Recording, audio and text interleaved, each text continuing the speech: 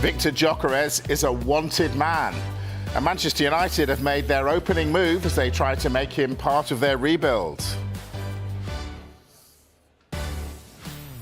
Hi, good evening. Welcome along to the Transfer Show. United are also chasing Bryan Mbeumo, but could his future be affected by Thomas Frank's likely move to Spurs? Well, we'll have the latest as the countdown continues to the first deadline of the summer. Now, as they prepare to head to the Club World Cup, Manchester City are about to make 3 new signings in this mini window. We'll tell you about Ryan Cherki and the other players on their way to the Etihad. And Arsenal are trying to get busy as well. Is Benjamin Sesko the striker they've been crying out for? We'll have the very latest as they weigh up their options.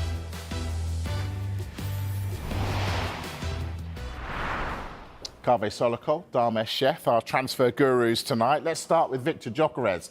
Where are United with this one, Dharmesh? Yeah, this is interesting, actually, because we've been told that Manchester United have made initial inquiries to intermediaries over Victor Gyökeres. We do know that Ruben Amorim is a long-term admirer. He worked with him at Sporting, where he was absolutely fantastic. I think United are just exploring the conditions of a potential deal if they were to get the finances ready, maybe making sales of other players, but just getting their house in order, just in case they could do a deal for someone like Gyökeres.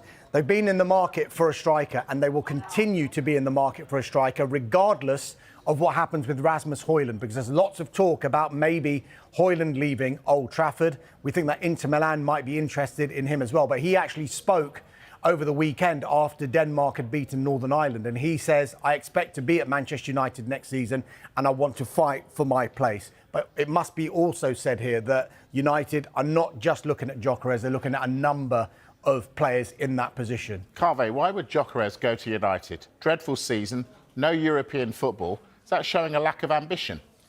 Well, he's just won the double in Portugal. Sporting are playing in the Champions League next season, but Manchester United are still a massive club. We've seen players like Matheus Cunha decide to move there, even though they're not in the Champions League. Obviously, Gyökeres is in the position where he's got lots of big clubs who are interested in signing him. So him and his representatives have to be very careful when it comes to choosing his next destination. But he does have this gentleman's agreement with Sporting that he can leave the club for, I think it's around £60 million because of what he's done, and perhaps he's stayed a little bit longer than Sporting expected him to stay. Dharmesh, would any deal for Gyökeres have any effect on a potential deal for Bryan Mbeumo? My understanding, no.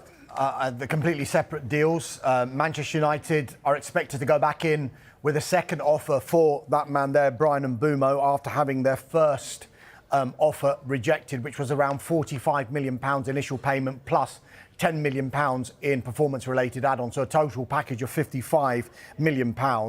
Now, we expect, as I said, United to go back in because they desperately want to bring in the player, and there have been reports that maybe Thomas Frank could try and tempt Bryan Mbeumo to go to Tottenham if Thomas Frank was to become the head coach at Tottenham.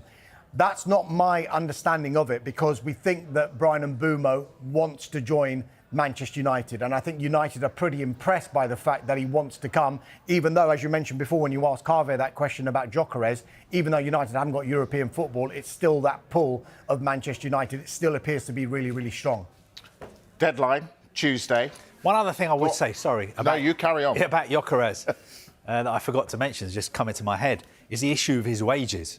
Some of the clubs who've been looking at signing him have sort of got their calculators out and worked out that the kind of numbers involved make it a very, very big deal. So it would be interesting to see if he does say to these intermediaries that he wants to go to Manchester United, whether Manchester United can make the numbers work as well, because some other big clubs haven't been able to do that. Sure. All right. What I was going to say was the deadline for the clubs, well, for everybody, but if you're going to the Club World Cup, it's really important. That's Tuesday. Chelsea are one of those clubs. They've got busy. Tell us what they've got up to. Yeah, they've signed a really promising young defender called Mamadou Sarr. And to be honest with you, I'm just going to be a little bit sort of cheeky here. I don't think it was a very difficult deal to do because he plays for Strasbourg, and Strasbourg are obviously a parent club of Chelsea. But he's 19 years old, he's 6'4". He's a really commanding centre-back who can also play as a defensive midfielder, has done really, really well for Strasbourg. And now he's made the move from Strasbourg to Chelsea, I think in a deal worth around £12 million. I think he's the first player that's moved from Strasbourg to Chelsea. When you say parent, do you mean sister club? Sister club, sorry. Yeah, sorry. Chelsea fans will be going mad. Yeah, they're both owned by Bluecoat, who obviously owned by Todd Boehly and also Clear Lake Capital. Now, we've been talking Mike Mannion and Jamie Gittins. Any movement on those deals? I think both of them want to move to Chelsea, especially Mike Maignan. 1 year left on his contract at AC Milan. AC Milan are looking for 25 million euros. Chelsea are not going to pay that. I think Chelsea have let it be known, we will pay 15 million euros. That's 12.5 million pounds. The player, I think, has made it clear to Milan, I want out, I want to leave. If you don't let me go to Chelsea, I'm just going to run down my contract and leave on a free transfer. Gittins, I think, another one who really wants to move to Chelsea. I think Chelsea's position is that, yes, we're very interested in signing the player, but the numbers have to be right. With him, I'm not sure there's a real race to get it done before tomorrow night, 7 p.m. deadline. If it's done, he'll play for Chelsea in the Club World Cup. If it isn't done, he'll play for Borussia Dortmund in the Club World Cup. But Chelsea have quite a lot of targets in his position, but definitely they like the player a lot. OK, no rush for Chelsea. Let's talk Man City then, Dharmesh. Are they in a race against time to get Ryan Cherki over the line so he can go out to America? I mean, as Carve mentioned, they're race against time, yes, because the deadline is tomorrow, but I think they're pretty comfortable and relaxed with the situation with a number of their signings ahead of this deadline. They've agreed a £34 million deal with Lyon for Ryan Cherki. They hope to have his medical tied up, his personal terms signed off in time for him to be part of their squad for that Club World Cup. He's had a really impressive season for Lyon. You'll remember he scored in both legs in that epic quarter-final against Manchester United in the Europa League. And in all, he scored 12 goals and 20 assists for Lyon last season. So you can see why Manchester City have been targeting this player. Scored that cracking goal for France as well, didn't he, the other day? Right, Carve, so say they miss the deadline. During the tournament, explain how there's another opportunity to get players in. Yeah, normally during big tournaments, World Cup, Euros, once the tournament starts, you can't add players to your squad. But FIFA are really bending over backwards to try and make sure that as many big names play in this Club World Cup as possible.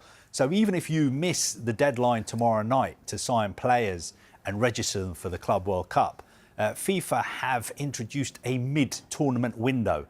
So during the Club World Cup, after the group stages are finished, there is a registration period that's going to open from the 27th of June to the 3rd of July. So during that period, for clubs who are in the Club World Cup, they can register players for that tournament. So even if clubs like Manchester City and Chelsea miss out on signing players before 7 p.m. tomorrow night, it doesn't necessarily mean that they won't be able to play in the Club World Cup. Because if they get through the group stages, which I'm pretty sure they will, then they could register them mid-tournament. All right. How many windows are there? How many? Enough. I know, it's just FIFA are absolutely desperate to make sure that as many players as possible play in the Club World Cup, which is why they've created this mini transfer window and they've created this mid-tournament registration period. OK, well, this first window, City hoping to get Cherki over the line. What's the story with Ait-Nouri and Reinders? Both really, really close now. Both have had their medicals over the weekend. Let's start with Rayan Ait-Nouri. We think that the fee is an initial £31 million and that will rise to £36.3 million depending on performance-related add-ons.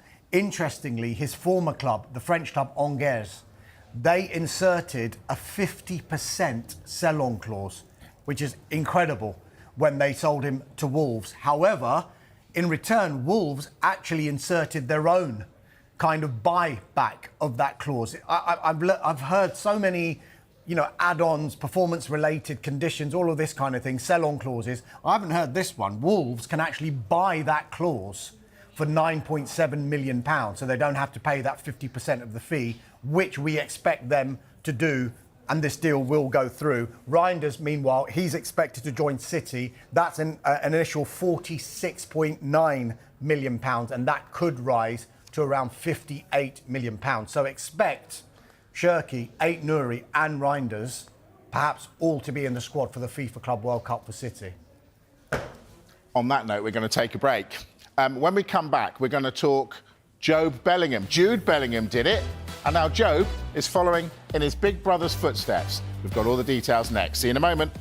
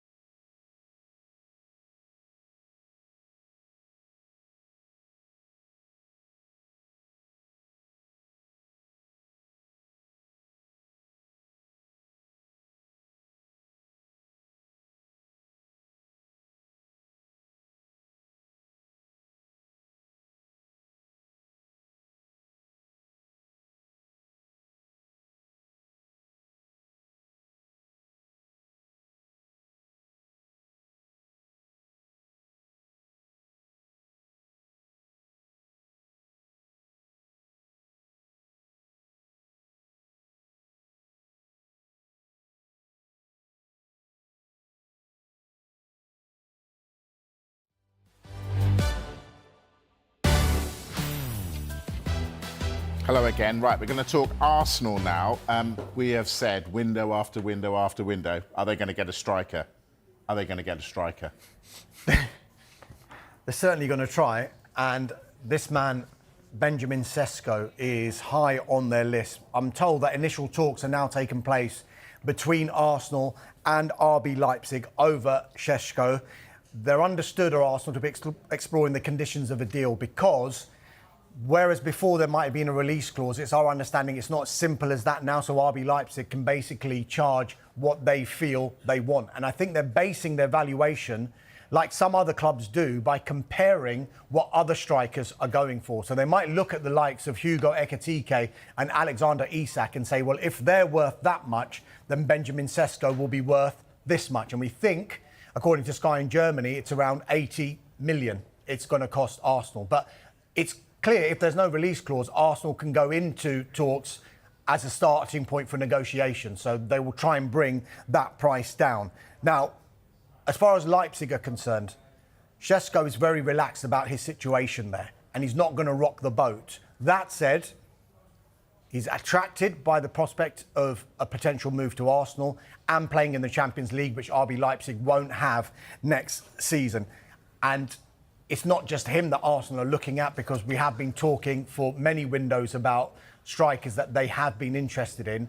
And internally, they will still discuss the likes of the man we've mentioned before in Victor Gyökeres. But Sesko, it seems, is climbing up that list as far as Arsenal are concerned. Carve, when we asked about Arsenal and their striker, they briefed, didn't they? And they told us, no, we're going to wait until we get the right striker. Is Benjamin Sesko, for £80 million, the right striker? I don't think Arsenal would pay that much for him, and even if they did, it would be in instalments. Potentially, he could be the answer to what they're looking for. He's one of the best young strikers in Europe. He's proved himself. Arsenal have been watching him very, very closely for a long time. I think he's still 22, so he would have resale value as well, whereas Gyökeres, I think, has just turned 27. So that wouldn't necessarily be the case with him. Couldn't they fall into the Højlund trap, though, of spending a lot of money on potential? Good question. All I would say is, personally, last summer when we were reporting on Højlund, there was a few people here who work with us who'd been out to Italy and watched Højlund play, and they weren't that impressed with him, and they couldn't really understand why United were paying that much for him. I hadn't watched Højlund before he came to United. With Sesko, I can say personally I have seen him play.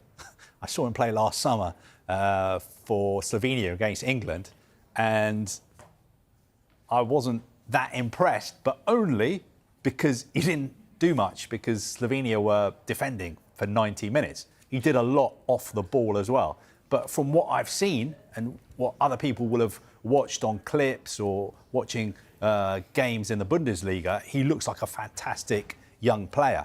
And he looks like a player who could really develop working under Mikel Arteta at Arsenal.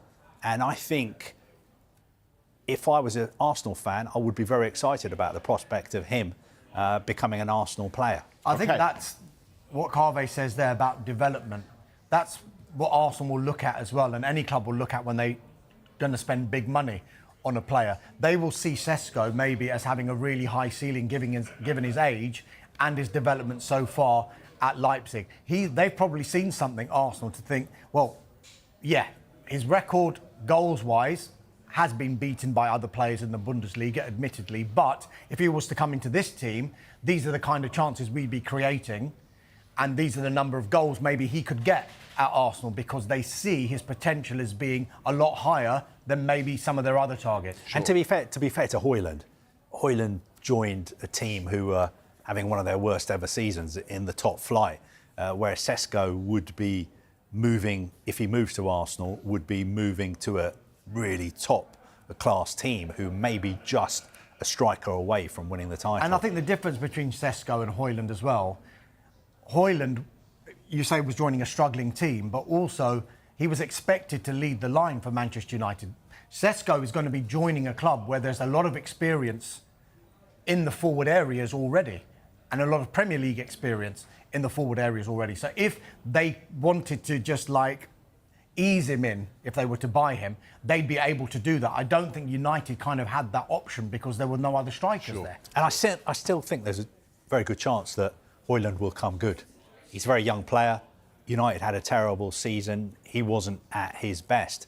But that doesn't mean that in the future he's not going to develop and show everybody what he's capable of. And who knows, if Gyökeres was to join United, would he be the perfect player to come into United with experience to help Højlund along? Sure. As you can tell, a lot to talk about with this. We're going to revisit at 7 o'clock. Arsenal, Dharmesh, it feels to me like they are going to be busy this window, in and out. What else is bubbling around there? Martin Zubimendi, that one is still bubbling along. He's expected to have a medical soon, is what I've been told, at Arsenal. Everything about that deal looks like it's done. A £51 million release clause, which Arsenal will pay, and the personal terms have been agreed in principle. So once he gets his medical, it's expected that he will become an Arsenal player. I think they still want to keep Thomas Partey to Arsenal. There have been interest via his representatives from clubs in Saudi and in Europe, because he's a free agent as it stands very, very soon. Come the end of June, he's going to be out of contract at Arsenal. But negotiations are continuing between Arsenal and his representatives about extending that deal, because Arsenal do definitely want to keep him. As far as other forward areas go, we do know that there's an interest, which has got a lot of Arsenal fans excited, in Real Madrid's Rodrigo. Yeah. Now, as it stands, he's expected to be part of Real Madrid's squad for the FIFA Club World Cup. Thereafter, let's see what can happen. But again, like I've been saying with United and with Arsenal, he's just one of a number of players that they're looking at in that specific area. But I think what might attract Arsenal about Rodrigo is the fact that he can play along the front line. I know predominantly he's been playing on the right, and people will say, well, how's he going to oust someone like Bukayo Saka from the team? But he can play in the centre and he can play on the left as well. OK. I want to talk Jobe Bellingham. Sunderland promoted. Wonderful scenes. They're going to lose one of their best players. Explain that to me. Yeah, no, this one we've got a lot of details, so I had to write them down for this deal. Jobe Bellingham is having his medical from Sunderland to Borussia Dortmund. The fee's been agreed, €33 million, which is £27.8 million. And Sunderland have negotiated having a 15% sell-on clause in that deal as well. Now, I think Sunderland have done very well in the negotiations, because Dortmund's opening bid was €20 million. They've managed to push them up to €33 million. That will be the highest fee Sunderland have ever received for a player. And it may well be the record signing for Borussia Dortmund. Let's wait and see what happens with all the add-ons and bonuses, but it could be more than they paid Rennes for Ousmane Dembele. The add-ons in the deal, we've got the exact numbers, £4.2 million worth of add-ons for Sunderland, and we're being told 2.1 million of those add-ons are very easily achievable. Right. Will we ever? I wish we had that much detail for all the deals. I wish you did too. Will we ever see a Bellingham playing in the Premier League, do you think? I mean, this is a bit strange in one sense, but it is understandable in another sense. It's strange because Sunderland have just been promoted in incredible fashion, and you would think that a player would want to stay and play with them in the Premier League, because we hear so many players say it's my dream to play in the Premier League. But I think Jobe Bellingham perhaps sees his career developing in a different direction, and he wants to go to Borussia Dortmund, who are probably the second biggest team in Germany, playing the Bundesliga. They've got a fantastic stadium. But you're right. You're making the point that Jude Bellingham has never played in the Premier League. I'm not sure if he ever will. And at the moment, it doesn't look like his younger brother will be playing in the Premier League either. Remember that the real fillip for Jobe Bellingham is that Borussia Dortmund not only will be fighting at the top end of Bundesliga, they're in the Champions League next season, and if they get the deal done in time, which we expect them to before tomorrow's deadline, he'll be part of the Borussia Dortmund squad for the FIFA Club World Cup as well. Good point. Both brothers at the FIFA Club World Cup. Can't be bad. Gentlemen, thank you very much. You can take a breather because the boys are back at 7. So much to get into. So many transfers going before tomorrow's first deadline of the summer. Transfer show back at 7 with Kaveh and Damesh, where we cover all the top stories.